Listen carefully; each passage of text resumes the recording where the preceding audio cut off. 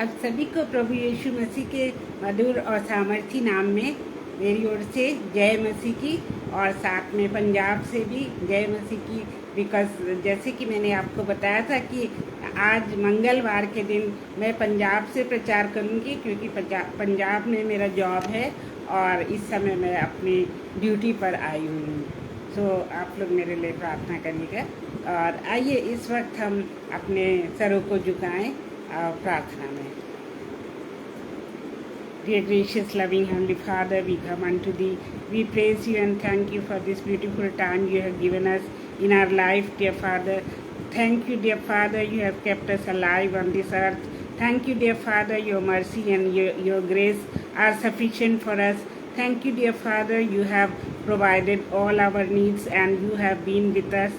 Thank You, Lord Jesus, You have kept us away from the Satan's snares. Thank You, dear Father, You have kept us under Your bosom and under Your shade. Thank You, dear Lord, for each and everything. We thank You for this wonderful evening You have given us, for sharing the Word of God and for worshipping and praying to You. Thank You, Lord. Be with each one who listen to this word now and later on also. Dear Father, bless each one. Bless each person who listens to the word, because Your word is powerful. Your word is alive. Your word is the one which can break the greater battles and the mountains. Your word is so powerful, because word is Jesus Christ. Dear Father, we thank You that You made us into Your own image, and You have taught us to behave and to work in Your own way. Lord Jesus, You have given us Your precious example to be in this world, how we should live, how we should talk, how we should behave. You have taught us each and everything, dear Lord, and You have shown us the way from cross to crown. Lord Jesus, we praise You and thank You. Thank You, Father. We pray for this page of Agra Masih Manli. Pray for this for the progress of this page, and many people may hear the word of God and the good news and of the gospel through this page, dear Father. Bless Anupam brother and Shabnam ji, who have taken the responsibility of running this page, and without fail they come and they share the word of God in this page, and they invite us also to come and share the word of God on this page, dear Father. Many souls who have never heard of Jesus, who have not committed their lives to the Lord Jesus, they may come in Your contact, in Your live contact, and Lord, they may commit their lives to You. And now we pray that all kinds of disturbances You prevent us from till the message and the prayer will be over.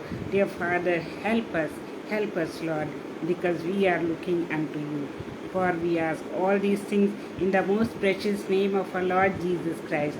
In His name, Amen. तो I hope आप सब ठीक होंगे। आज हिंदी में वचन होगा, लेकिन जैसे कि मैं हमेशा मिक्स लैंग्वेज में बोलती हूँ, तो वैसे ही आज भी हम बोलेंगे। और आज का वचन जो है वो बहुत ही गंभीर काइंड का वचन है, बहुत गंभीर टाइप का है। सो मैं परमेश्वर से वो वाली विजडम चाहती हूँ कि परमेश्वर मेरे मुख से खोले, जो वो बुलवाना चाहता है, जो वो हम सब से बातें करना चाहता है, उस तरह हमें होली स्पिरिट हमें गाइड करे। और आप सब सुखी होंगे, स्वस्थ होंगे, और मैं आशा करती हूँ कि आप सब प्रभु में आनंदित होंगे। और मैं यही दुआ करती हूँ कि आप लोग प्रभु में सदा एंड सदा आनंदित रहें। तो हम एक गीत गाएंगे परमेश्वर के लिए, और वो गीत है जय जय प्रभु यीशु की। जय जय प्रभु यीशु की, जय जय प्रभु यीशु की। आया जगत में हमको बचाने, उसकी स्तुति करो। हा हा हा हा, hallelujah ho. La la la la la la. Hallelujah, आमीन। खून की धारा बहती सूली से, जिससे धुले सब पाप। धो लो अब तुम अपने हृदय को, उसमें रही ना दाग। खून की धारा बहती सूली से, जिसमें धुले सब पाप।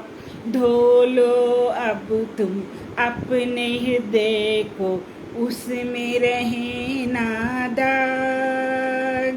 जय जय प्रभु यीशु की, जय जय प्रभु यीशु की। आया जगत में हमको बचाने, उसकी स्तुति करो। आहा हा हा आहा, ओ हो हो, ला ला ला ला ला ला। हालेलुया, आमीन। ग्रहण करो तुम आज यीशु को, प्रेम की बहती धार।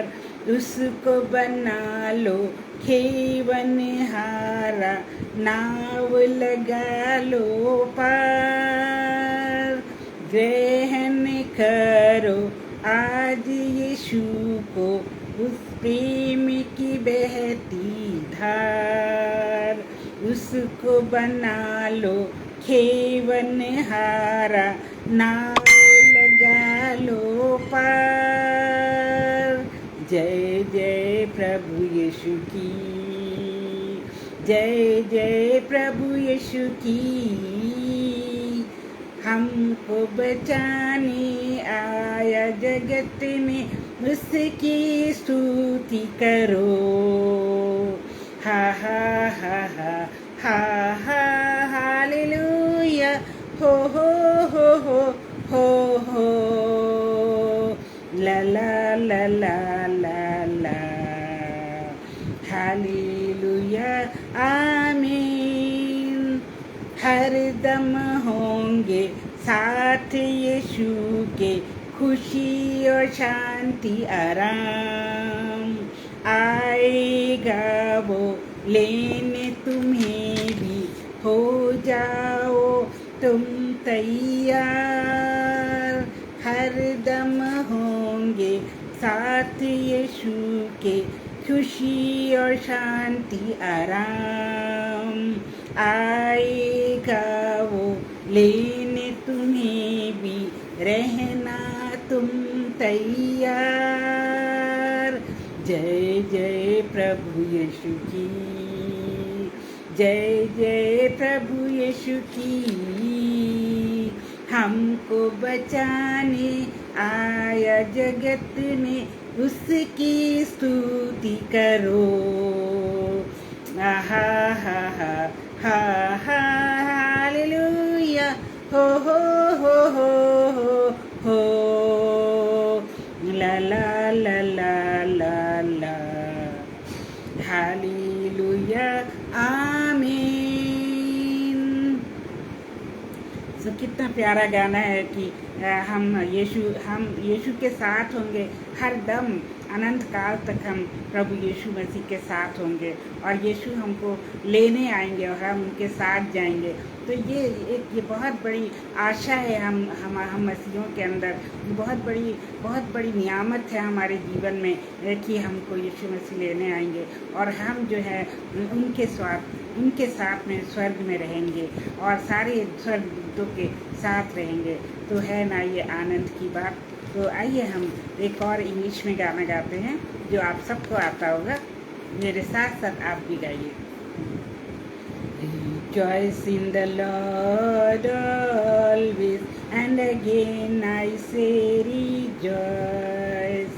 Rejoice in the Lord always, and again I say rejoice. Rejoice, rejoice.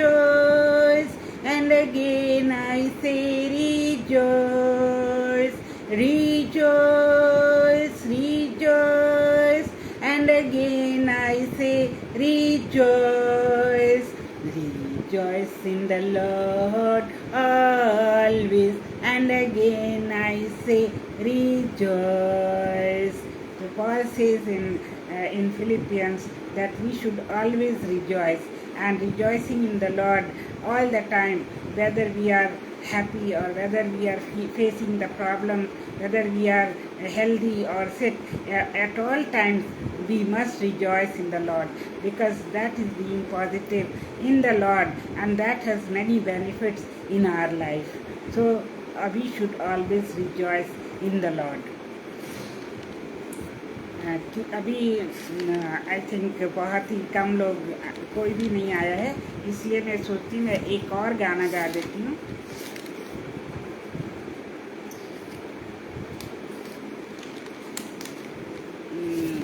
Yeah. God forgave my sin in Jesus' name. I've been born again in Jesus' name, and in Jesus' name I come to thee to share his love as he told me to. He said freely, freely you have received, freely, freely give. Go in my name, and because you believe, others will know that I live. All power is given in Jesus' name, in earth and heaven, in Jesus' name, and in Jesus' name I come to you to share his power as he told me to. He said freely, freely you have received, freely, freely give. Go in my name, and because you believe, others will know that I live. So what a beautiful song it is, that God has given us so many things free of cost, and he has given us this beautiful environment, this beautiful world, the oxygen to breathe in, and so many trees and fruits and vegetables and grains to have food from that, and so many beautiful animals to look at them and play with them, and above all he has given us his Holy Spirit. When he created us, he just breathed into us his spirit, and that God's spirit lives in us. So God has really empowered us. God has gifted us with so many beautiful things in our life. So shouldn't we praise him at all times? For each breath we should praise the Lord, because if one breath is not there, then we will be no more into this world. So we have to praise God for each and every breath of our life. हर एक श्वास के लिए हमको परमेश्वर का धन्यवाद करना चाहिए. हर एक दिल की धड़कन के लिए हमें परमेश्वर का धन्यवाद करना चाहिए, क्योंकि जब दिल की धड़कन बंद होती है तो कार्डियक अरेस्ट हो जाता है. उसको मेडिकल टर्म में कहते हैं कार्डियक अरेस्ट हो जाना. हार्ट बंद हो जाता है काम करना, और पर्सन मृत घोषित कर दिया जाता है. और तभी पर्सन जो है वो उसका क्या मूल्य रह जाता है? कुछ भी नहीं. जब तक इंसान जिंदा है तब तक उसका मूल्य इस जगत में होता है, और जिस क्षण वो इस जगत को छोड़ता है, उसकी वैल्यू, उसका मूल्य, सब कुछ ख़त्म हो जाता है. उसकी प्रॉपर्टी, उसके साथ जो कुछ भी था वो सब दूसरों का हो जाता है. उस इंसान का कुछ भी नहीं रह जाता. तो आज का टॉपिक जैसे हमने लिखा है from cross to crown. From cross to crown, it's a beautiful heading, beautiful topic, but it is full of joy as well as full of misery also. We have to face joy and the misery, joy and grief, both at the same time or at different times. Today, I was thinking of preparing a message. Since yesterday, I was not getting any proper topic.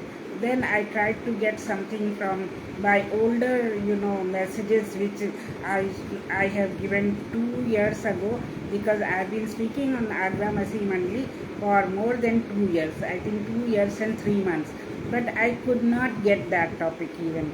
Then I was just struggling what to say. Then I thought, why not speak on the suffering? Why not speak on the persecution? Because that is the reality nowadays. We cannot deny from it. We cannot say that we do not have persecution, we do not have suffering, we do not have problems and disasters in our life. So why not speak on them? And when our Lord Jesus Christ has faced so much suffering in this world, then why not we? Because we have been made into the image of God, and image of God. God is love, and God is mercy, God is grace, and God is, He asks us to behave in His way.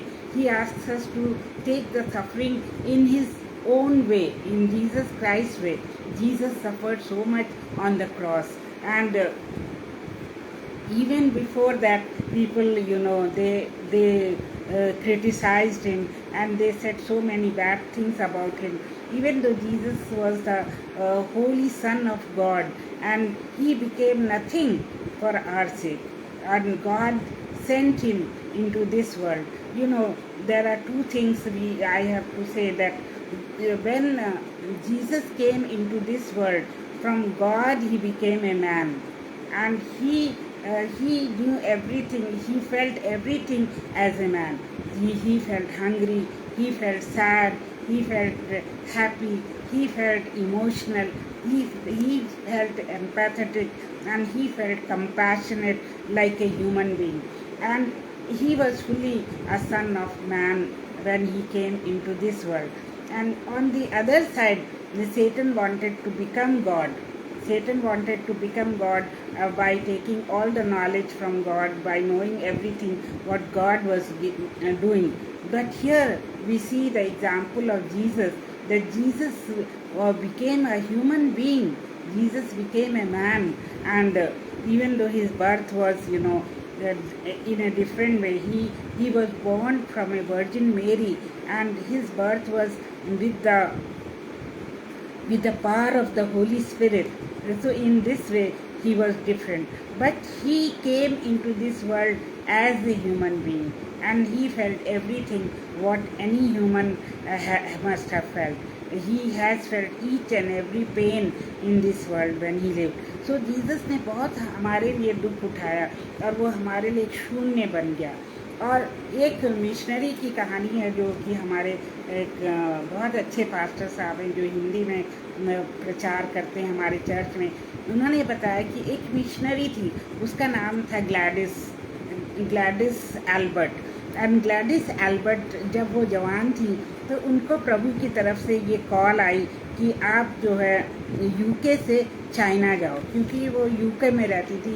तो उनको ये बोला गया कि प्रभु की तरफ से कि आप यूके से चाइना में जाओ, और चाइना में जाकर आप प्रभु का काम करो. तो ग्लैडिस जो थी, वो उन्होंने मन में ठान लिया कि वो प्रभु की आवाज़ को सुन के ज़रूर वो चाइना जाएंगी. और उन्होंने जब जाने का विचार किया, तो उन्होंने देखा कि उनके पास कोई फंड नहीं था, क्योंकि चाइना काफ़ी दूर है यूके से.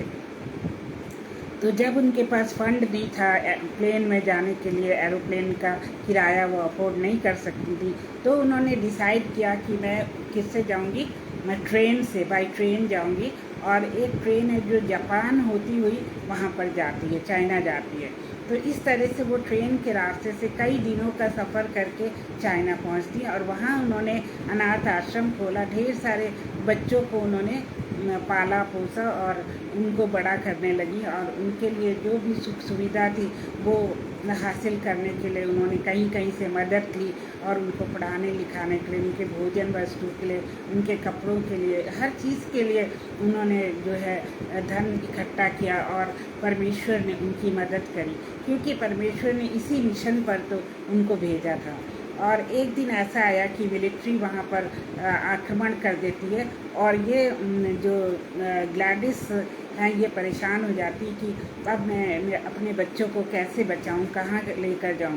फिर उनको मन में आता है कि मैं अपने बच्चों को यहाँ से ले जाके एक सुरक्षित जगह पे ले जाती हूँ जहाँ पर उन पर कोई हमला नहीं करेगा।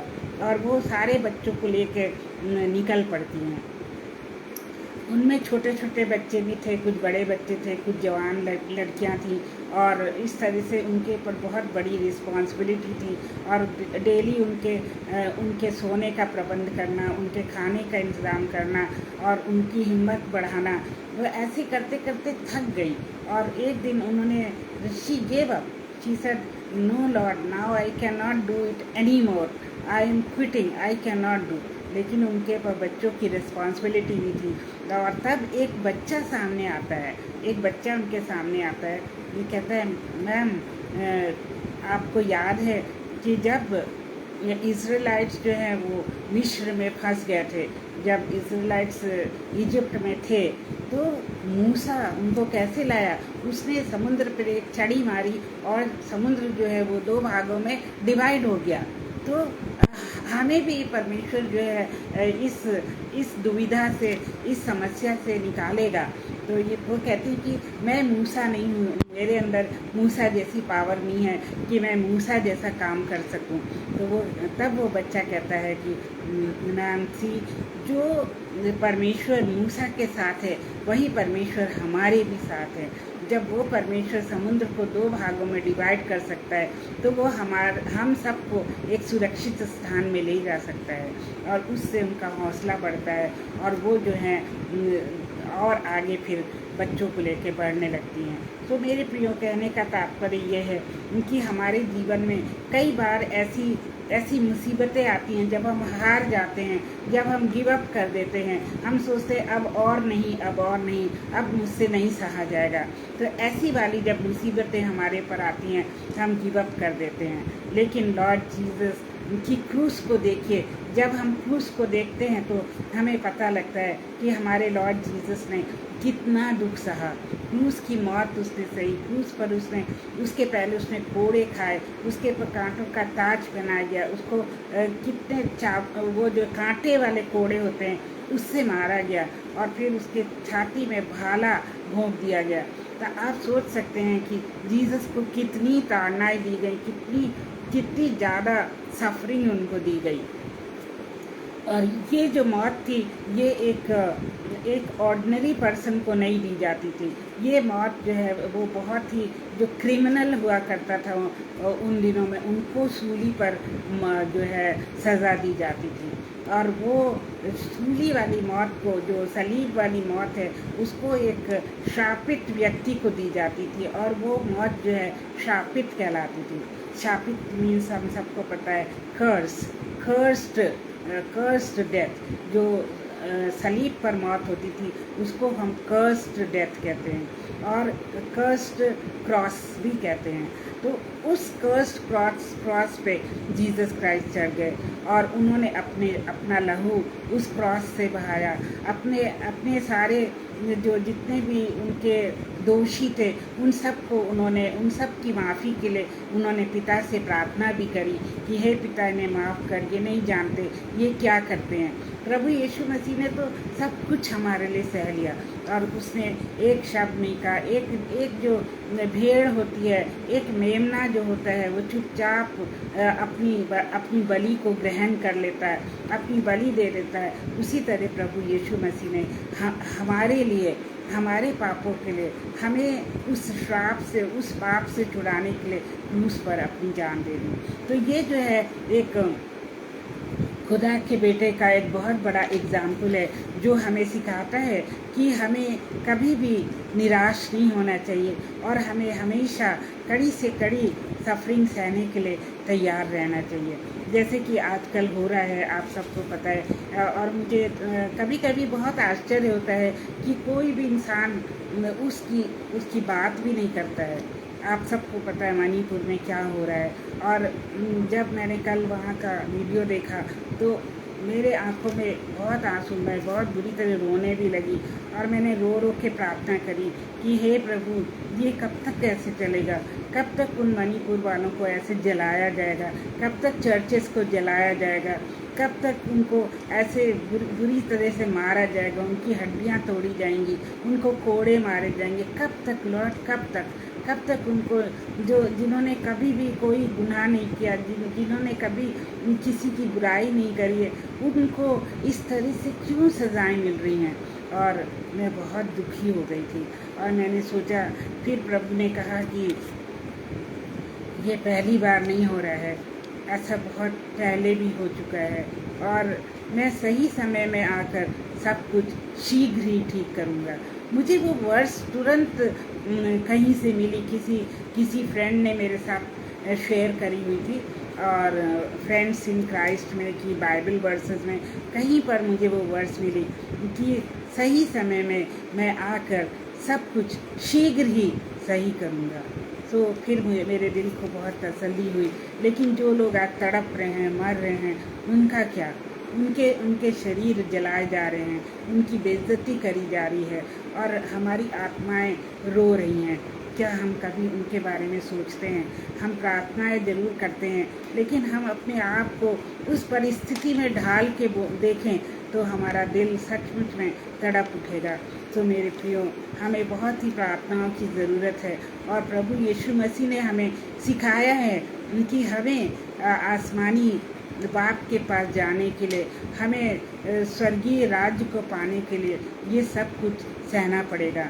और जैसे जीसस क्राइस्ट ने सारे दुख सहे हैं, जैसे जीसस क्राइस्ट के डिसाइपल्स ने सारे दुख और यातनाएं सही हैं और उसके लोगों ने जैसे यातनाएं सही हैं, वैसे हम मसीहों को भी इन यातनाओं को सहने के लिए हर समय तैयार रहना चाहिए। तभी तो हम वो मुकुट पाएंगे जो परमेश्वर ने हमारे लिए रखा है। तो मेरे प्रियो, मैं इसी बीच में थोड़ा सा वर्णन करना चाहती थी परमेश्वर के जो जीसस क्राइस्ट के चेले थे। जीसस क्राइस्ट के 12 चेले थे, हम सबको पता है।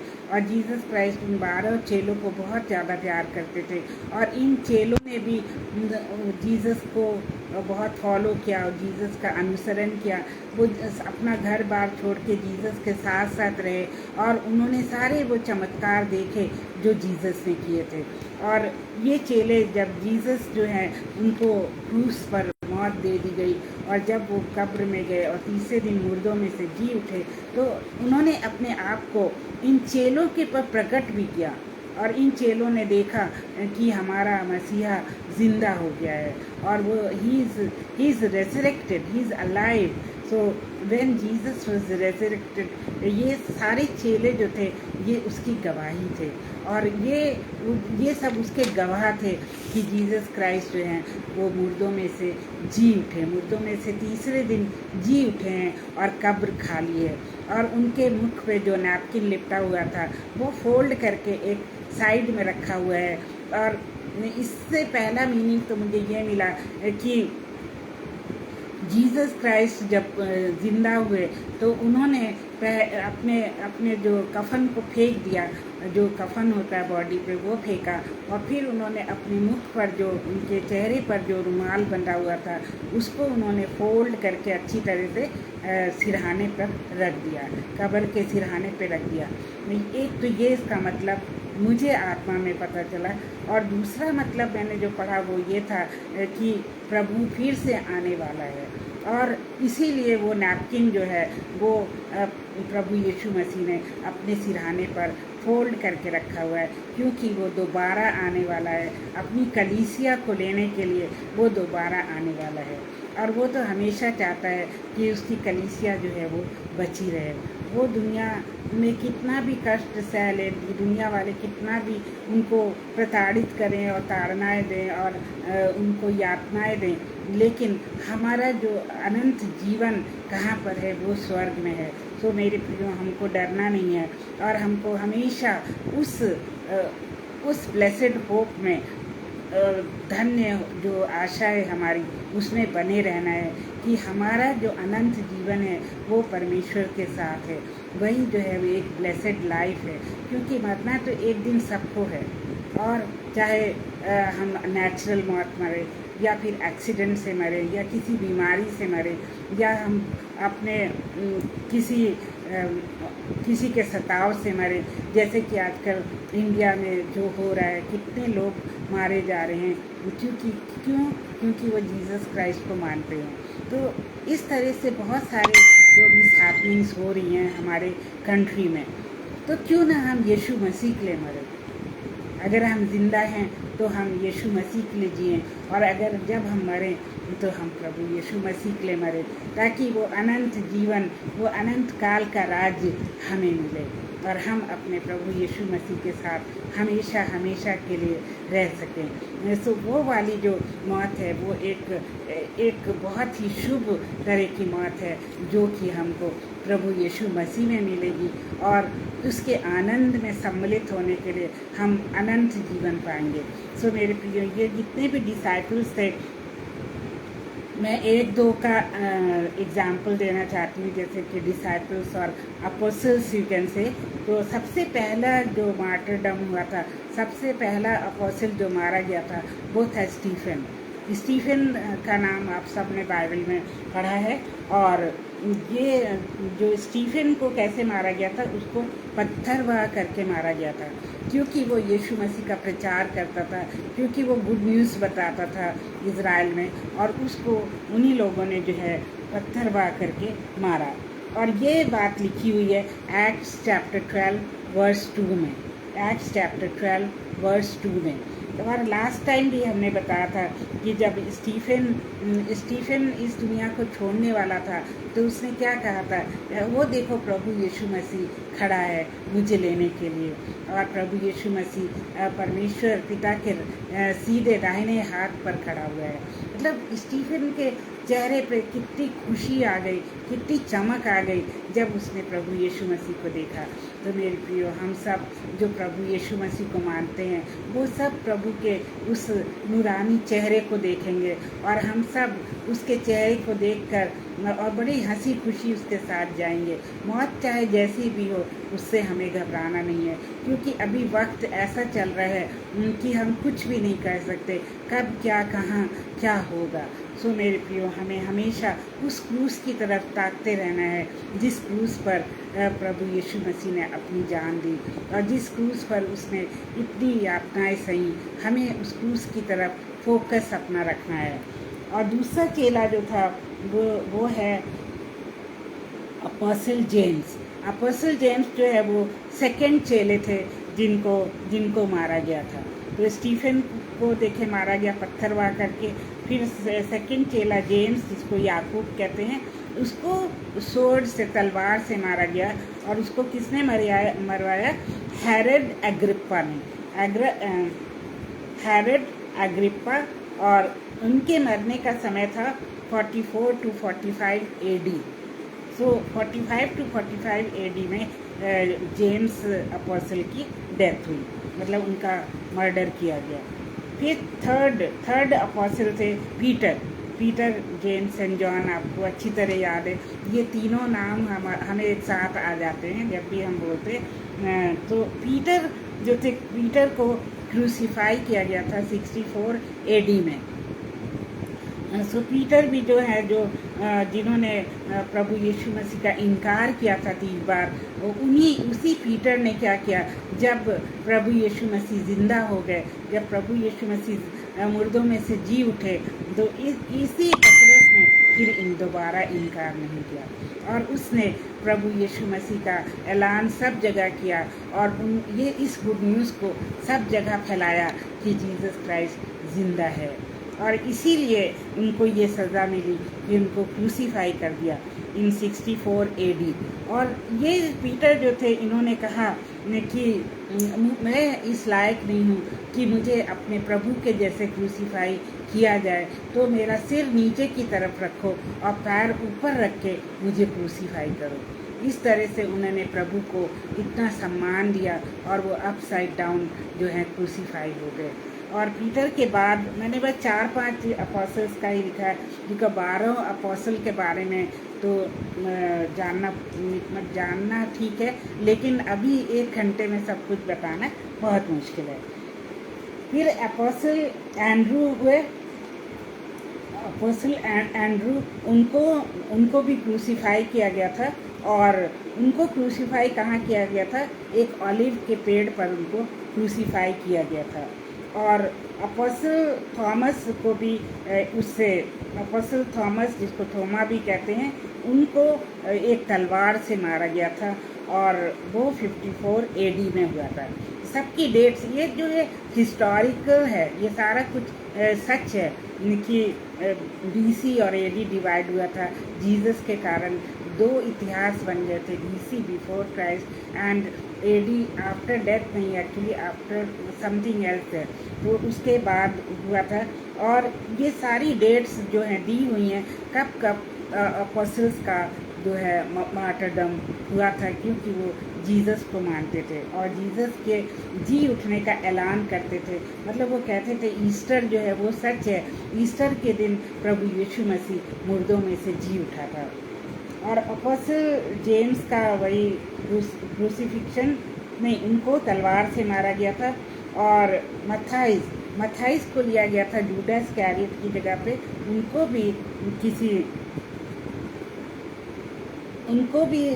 उनको क्रॉस पे चढ़ाया गया था। क्रॉस पे चढ़ाने के बाद उन पर पत्थरवाह किया गया था। वो मथाइस का अंत ऐसे हुआ था।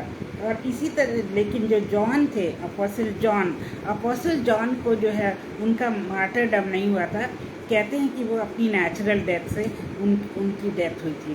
एक यही अपोस्टल हैं जिनकी डेथ नेचुरल डेथ से हुई थी। और एक और अपोस्टल पॉल हैं, जिनको तो आप अच्छी तरह जानते हैं, क्योंकि उन्होंने नए नियम में कितनी सारी किताबें, कितनी सारी बुक्स लिखी हैं। एंड अपोस्टल पॉल ये वही हैं जो कि क्रिश्चियंस को सताते थे, जो जीसस क्राइस्ट के फॉलोअर्स को जेल में डाल देते थे, उनकी पत्नियों को और उनके बच्चों को भी वो जेल में डाल देते थे, उनको सताते थे और उन पर बहुत सताव करते थे। लेकिन जीसस ने उनको दर्शन दिया। एक दिन जीसस जो है वो आके सामने खड़ा हो ही जाता है और वो उनको दर्शन देता है कि तुम मेरे लोगों को क्यों सताते हो। और पॉल अंधा हो जाता है, वो देख नहीं पाता है। और उसके बाद ही उसकी लाइफ में एक चेंज आ जाता है, एक उसकी लाइफ दूसरे मोड़ पर मुड़ जाती है, और तब से वो जीसस क्राइस्ट का काम करने लगता है। और वो कई जगह दुनिया के कई हिस्सों में जाकर पॉल ने जो है प्रचार किया। लेकिन अंत में उसका भी वही हाल हुआ कि उसको परसिक्यूट किया गया पॉल को, और उनको भी क्या किया गया, रोमन एम्परर उसका नाम था नीरो रोमन एम्परर ने क्या किया, उनको बीहेड करा दिया। बीहेड मतलब उनका सर कटवा दिया। तो इस तरह से पॉल की डेथ हुई थी।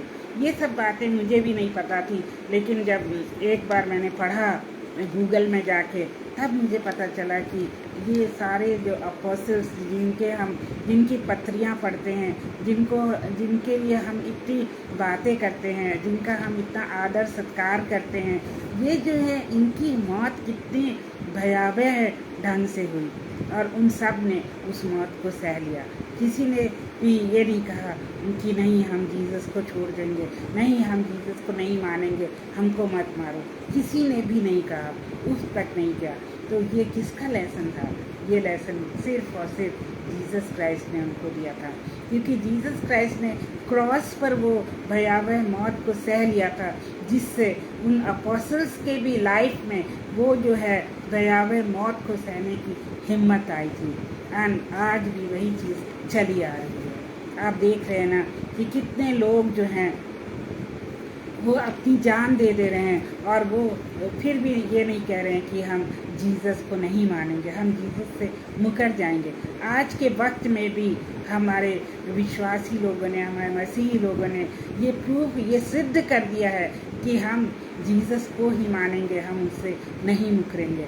सो मेरे प्रियो, उन सब के लिए क्या है, अभी तो क्रॉस है लेकिन बाद में उनके लिए क्राउन है, एक ताज है, एक मुकुट है, जीवन का मुकुट है जो हमारे लिए प्रतीक्षा कर रहा है, और वो प्रभु यीशु मसीह हमें स्वयं पहनाएंगे।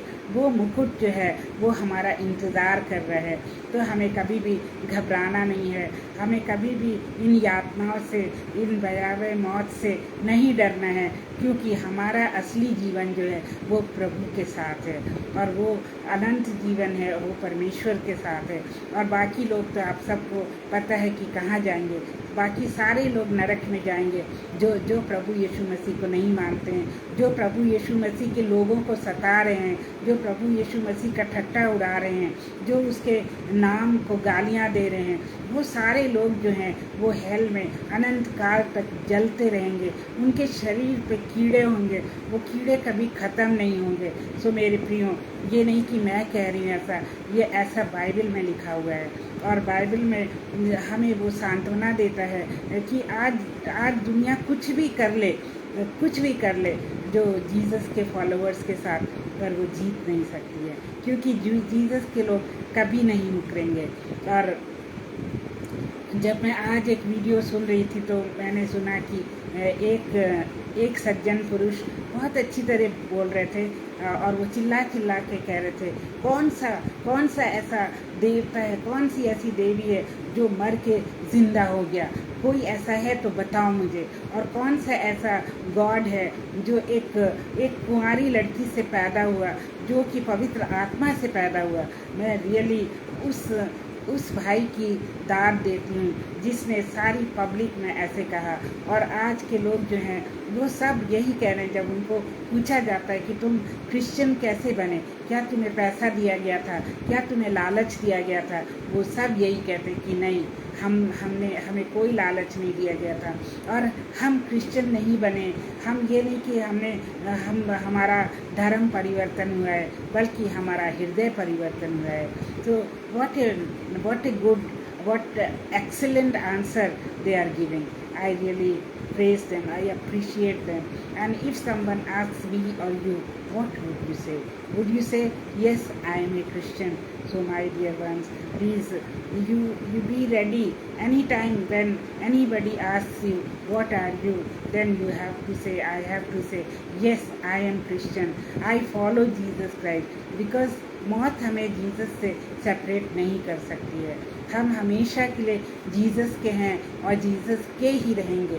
द मोमेंट हम जीसस को अपनाते हैं, हम अनंत जीवन के में एंटर हो जाते हैं।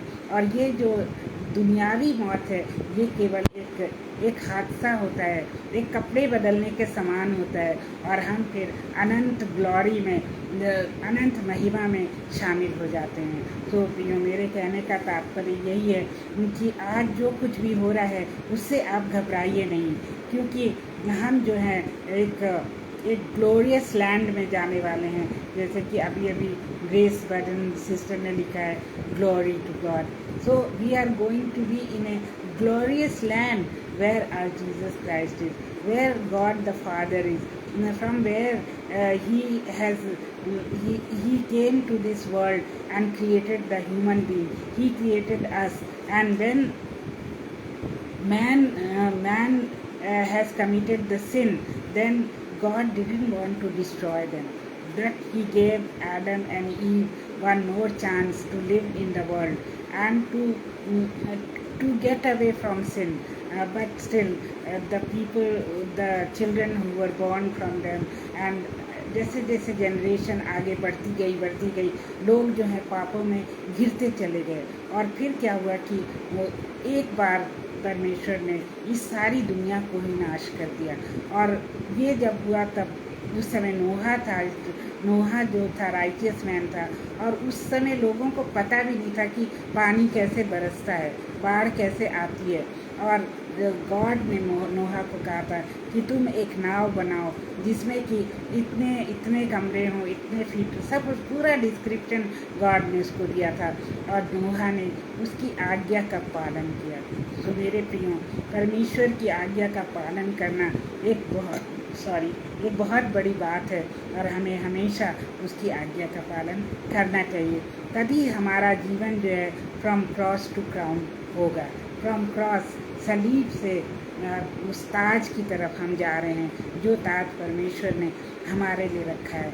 लेकिन हम बहक ना जाएं, हम किसी के भड़कावे में ना आ जाएं, हम शैतान के बहकावे में ना आ जाएं, हम अपने इस शारीरिक पीड़ा के बारे में ना सोचने लगें, हम अपनी शारीरिक मौत के बारे में ना सोचने लगें, बल्कि हम उस ग्लोरी को देखें, उस महिमा को देखें जो परमेश्वर ने हमारे लिए रखी है, उस ताज को देखें जो परमेश्वर ने हमारे लिए रखी है। और हर दिन हम प्रार्थना करते रहें कि जो कुछ भी इस देश में और जगह जगह हो रहा है, जो क्रिश्चियंस को सताया जा रहा है, ये सताव जो है ये ख़त्म हो, इससे बहुत लोगों को इससे भी नया जीवन प्राप्त हो। और क्योंकि हम जो है हम मसीह लोग कभी किसी